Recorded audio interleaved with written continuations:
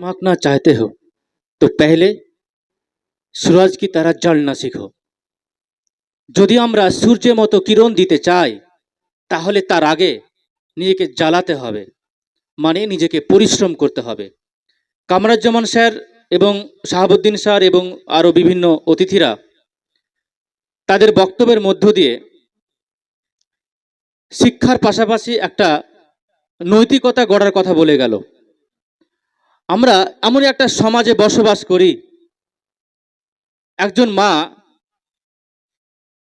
চারটা সন্তানে জন্ম দিতে পারে, কিন্তু সেই চারটা সন্তান তার মায়ের পেটে সবাই মিলে খাবার পৌঁছাতে পারে না, অথচ তারা একাডেমিক দিক থেকে অনেক এগিয়ে, কেউ ডাক্তার, কেউ ইঞ্জিনিয়ার, অনেক কিছু, কিন্তু সে পরিবারকে দেখতে পারে না। কেন?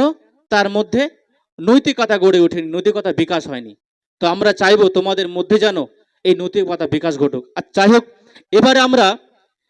এরপরে আমরা রেজাল্ট দিতে শুরু করব। তার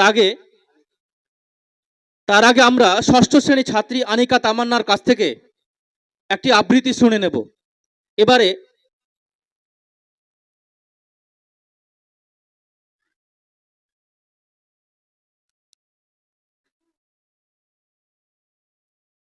এবারে আমরা বক্তব্য শুনে নেব, আবৃত্তি শুনে নেব ষষ্ঠ শ্রেণী ছাত্রী আনিকা তামান্নার কাছ থেকে। এবার আবৃত্তি পরিবেশন করছে ষষ্ঠ শ্রেণীর ছাত্রী আনিকা তামান্না। আসসালামু আলাইকুম, আমার নাম আনিকা তামান্না, আমি ষষ্ঠ শ্রেণীতে পড়ি। আমি একটি কবিতা বলতে চাই। কবিতার নাম ভোর দুপুরে। ওই যে অসৎ গাছটি, ও তো পথিক জনের ছাতা, তলাই ঘাসের গালচেখানি আদর করে পাতা। চড়ছে দূরে গরু বাছুর গাছের তলায় শুয়ে, দেখছে রাখাল মেঘগুলো যায় আকাশটাকে ছুঁয়ে। খোলের মধ্যে বোঝাই করে শুকনো খড়ের আটি, নদীর ধারে বাঁধা কাদের ওই বড় নৌকাটি।